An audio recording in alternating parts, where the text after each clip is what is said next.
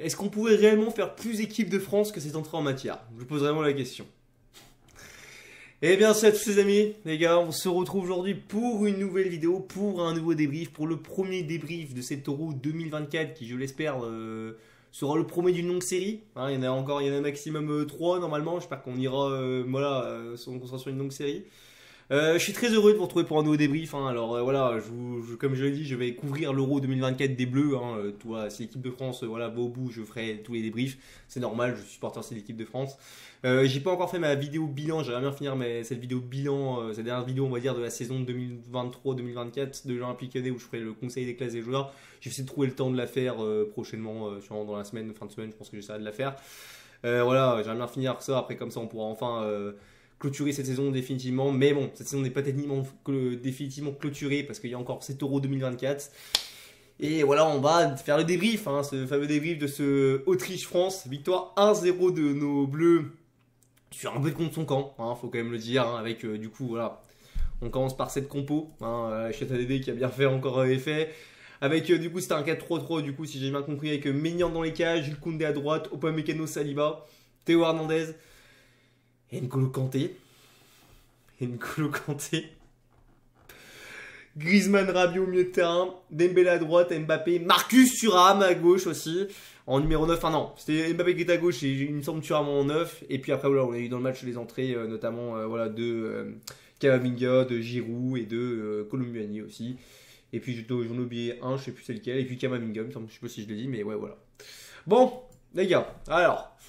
on va commencer par un peu le débrief global de ce match. Alors les gars, on va pas se mentir, on a eu un match, on va dire, globalement bien maîtrisé en première période. Hein. Pour moi, l'équipe de France mène 1-0, même si on marque sur un but même si c'est un but contre son camp de la part des Autrichiens. Pour moi, mener 1-0 à la pause, c'est assez mérité. Globalement, la France a complètement dominé cette première période. On va du moins, peut-être pas dominé, surdominé, parce qu'on n'a pas beaucoup frappé, on n'a pas fait de frappe cadrée en soi, il me semble. Enfin, si on a dû en faire une. Mais dans le jeu, je sentais qu'on avait une meilleure maîtrise, qu'on était quand même au-dessus techniquement de cette équipe autrichienne. Hein, qui, je vais pas dire un peu déçu, mais je m'attendais que ça soit un peu plus dur, parce que je t'avoue, face à l'Autriche. Bon, après voilà, c'est bien, tant mieux pour nous, j'ai envie de te dire. Mais voilà, l'Autriche qui me peut-être un peu assez déçu, globalement. Bon, dès mi-temps, par contre, là, ça a été un peu plus complexe, je trouve. Hein, globalement, on a eu un peu plus de mal. L'Autriche est un peu plus, a un peu plus monté son niveau de jeu. T'avais quand même cette impression, quand même, il y a quelques moments qui pouvaient te faire des différences. Bon, c'est vrai qu'ils n'étaient pas assez adroits, je trouve, au renseignement. Par contre, défensivement, c'est costaud. Hein. Il faut quand même le dire, à part cet énorme raté de Kylian Mbappé, pareil, ça aussi, j'en parle tout de suite, mais en deuxième période, les gars, ce raté qui est monumental. D'ailleurs, Mbappé qui sera peut-être out pour les prochains matchs. Je ne sais pas au moment où je vous parle ce que ça va devenir, mais on a vu par rapport à sa blessure au nez. Je pense qu'il va porter un masque pour les prochains matchs. Je ne sais pas s'il sera rétabli d'ici le match face aux Pays-Bas. Je pense pas comme certains quand même, qui va être out pendant 10 jours. Faut quand même pas exagérer non plus. Mais ouais, je pense quand même que ça peut être assez grave. On va voir des nouvelles. Hein. Un match d'ailleurs qui globalement, j'en profite aussi pour le dire aussi, qui voilà dans les duels ça a été costaud. Par contre l'Autriche, là ils ont répondu présent au niveau des duels. Hein. Voilà, c'était réellement c'était un champ de bataille. Hein. Je vais pas dire que c'est non plus les charcutiers. Faut quand même pas exagérer quand même, parce qu'il n'y a pas eu non plus des grossières fautes non plus. Même si, bon, en soi, voilà, il y a eu des blessés, notamment Griezmann aussi, qui a été aussi un peu touché par moment. Bon, après, voilà, je pense pas qu'ils étaient là pour vraiment faire mal, mais tu sentais qu'ils voulaient répondre physiquement, ils ont su répondre quand même malgré tout. Mais techniquement, malheureusement, heureusement plutôt pour nous, on a su globalement bien se proposer, enfin voilà, on a bien su dominer, on a répondu présent, et voilà, on a fait respecter la logique, on va dire.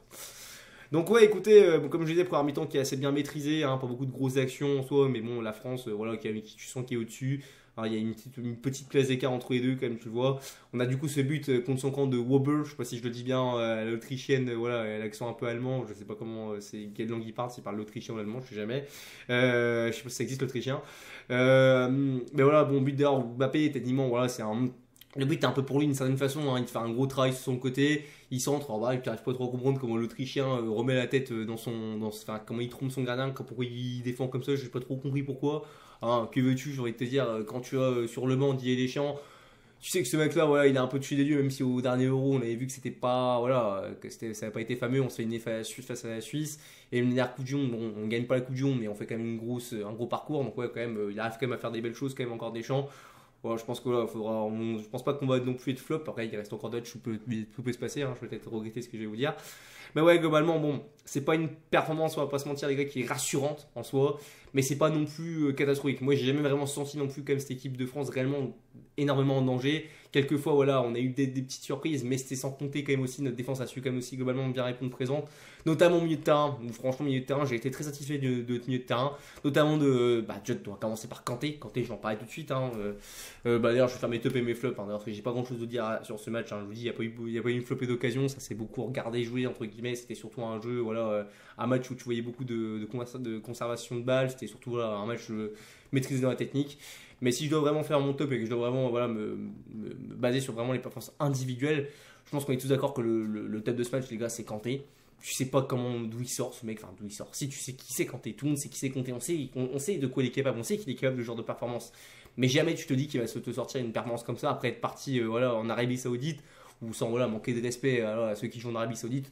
Voilà, on va pas se mentir, je pense pas que l'Arabie Saoudite c'est le niveau voilà, des top 5 européens, c'est quand même un niveau en dessous. Même des championnats pour moi comme le Portugal, les Pays-Bas et même, je sais pas, peut-être des championnats écossais c'est au-dessus. Bon bah voilà, malgré tout, tu vois qu'il a rien perdu. T'as l'impression que vraiment il a largement sa place en étant titulaire, hein, et c'est pas vraiment voilà, sur l'euphorie ou sur le moment où la culture de l'instant que je dis ça. Kanté a totalement sa place en numéro 6 et ça me rassure quand même globalement d'avoir un joueur comme ça. Vraiment très très propre défensivement et même techniquement. Hein, vraiment, il a su sortir dans des petits espaces des passes et tout.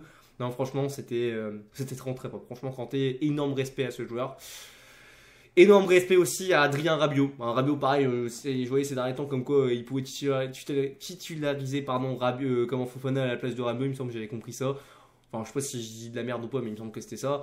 Bon, Rabiot, voilà, pareil, depuis sa Coupe du Monde 22, c'est la rédemption. Hein. Pour moi, je le dis, Rabiot, c'est une valeur sûre. Je trouve vraiment, il fait son match, hein, très propre techniquement aussi. Défensivement, pareil, il a fait des belles petites récupes, des bonnes passes, franchement, non intéressant. Griezmann, non pas exceptionnel non plus, je trouve, tu vois. D'ailleurs, j'ai floqué son maillot, je sais pas si ça se voit, ouais, avec le numéro 7, bon, vous pouvez pas voir derrière, mais voilà, Griezmann, un joueur que j'apprécie, hein, que j'aimerais bien terminer sur une bonne note. Enfin, je dirais pas qu'il prendra sa retraite internationale après ça, mais bon, je pense que c'est sûrement son dernier euro. J'aimerais qu'il achève un peu ce qu'il a fait en 2016, mais bon, ça, c'est autre chose, je suis pas sûr que ça se fera, j'espère. Donc, ouais, voilà, Griezmann, un peu en dessous, je trouve, mais qui a été aussi quand même assez bon. Après défensivement, ouais, c'est compliqué après de sortir vraiment un énorme top. Hein. Mbappé, tu peux pas vraiment sortir en top, mais c'est pas non plus un flop parce que tu dis voilà, bon, il manque quand même, il va dire, on va pas se mentir, il croque une occasion et ça part Mbappé dans cette compétition. Je le dis, je vais attendre au tournant. Bah après bon, s'il y a un jeu aussi, parce qu'on sait pas l'état de sa blessure. Mais Mbappé, ouais, par contre, j'ai été vraiment très déçu de cette occasion ratée. Hein. Plus jamais, hein, ça vraiment plus jamais. C'est l'action qui rate, pour moi, c'est scandaleux de rater une action comme ça. Hein. Franchement, au moins qu'il la cadre pas, au moins qu'il l'avait pas, ok, tu vois. Et encore, même ne pas la mettre, je trouve que c'est une faute grave, mais au moins cadre pas. Excusez-moi, cadre là quoi. Non, ouais, c'est vraiment assez dommage. Sinon après ouais bon, c'est compliqué de sortir de top. Excusez-moi, je suis en train de m'ouvrir sur place. Alors qu'il passe pas. En flop par contre, moi j'ai un joueur. Hein, je sais pas, je pense que ce soir on l'a tous vu ce joueur flop, hein, les gars. Marcus Thuram. Marcus Thuram. Alors. En étant sur une chaîne d'un supporter olympique lyonnais, je sais très bien on s'attend de ce que je dise. Je peux le dire, ce que je pense, et je l'ai souvent dit dans mes débriefs et quand j'ai fait mon débrief de la liste des 25 de Deschamps. Je vais pas le dire, mais voilà.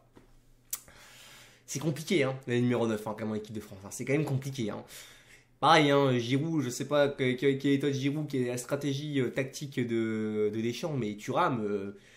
Je pense pas que voilà, on le revoit titulaire tout de suite. Hein. Non, franchement, là, on commence à le voir quand même, Marcus Thuram. Pourtant, c'est dommage parce que face à l'Inter, j'ai vu qu'il a fait une bonne saison globalement.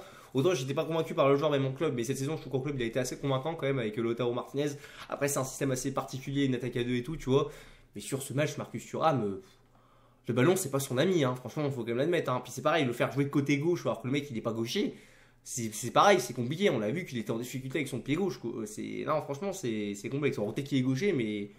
C'est compliqué. Hein. Non, franchement, Marcus Thuram, très déçu de sa performance. J'ai pas du tout aimé, concrètement. Peut-être aussi, des fois, j'ai trouvé un Jules Koundé, peut-être un peu des fois.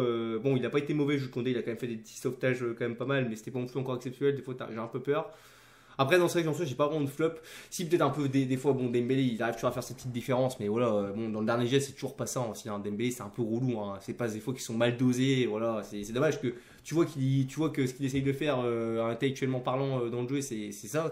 Mais bon, l'exécution est mauvaise, quoi. C'est ça le problème. Donc, ouais, un peu déçu de Dembélé. Et puis sinon, bah, rien d'autre à dire sur ce débrief. Hein. Sinon, j'ai trouvé aussi un Théo Hernandez très bon aussi, un Saliba aussi assez convaincant. On ne savait pas trop avec quel char central on avait débuté. On a débuté avec Saliba et Upamecano, je trouve que ça a été globalement assez satisfaisant. Et puis c'est tout. Vraiment, j'avoue que j'ai rien d'autre à vous dire sur ce débrief. J'ai pas étalé pendant 50 langues. 10 minutes, c'est beaucoup pour un match comme ça, je trouve. Mais bon, voilà, fallait que je le dise quand même, fallait quand même que j'essaie de détailler le plus possible. N'hésitez pas à donner votre avis en commentaire, hein, ça m'intéresse. Où est-ce que vous voyez cette équipe de France aller au bout de cette compétition pour l'instant aussi, hein. Pour l'instant, on n'a vu qu'aucune grosse nation pour l'instant a vraiment impressionné à part l'Espagne et encore, bon, et l'Allemagne aussi, mais bon, voilà. On a vu que c'est assez délicat aussi, tu vois. C'est pas encore vraiment une révélation. Rappelez-vous de l'Argentine en Coupe du Monde qui perd son premier match aussi, qui après gagne tous ses matchs. Bon, c'est la Coupe du Monde, c'est une compétition, tu vas me dire, mais t'as compris ce que je veux dire, quoi. Le premier match, je veux pas tout dire, les phases de poule non plus d'ailleurs.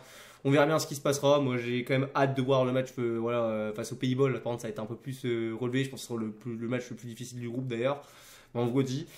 Hein, j'essaie de vous faire le débrief le plus tôt possible parce que bon, malheureusement, je travaille donc je regarderai au taf. Mais ouais, non, n'hésitez pas vraiment à donner votre avis en commentaire. N'hésitez pas à lâcher un like ou un pouce rouge si ça vous a pas plu. N'hésitez pas à débattre, ça m'intéresse.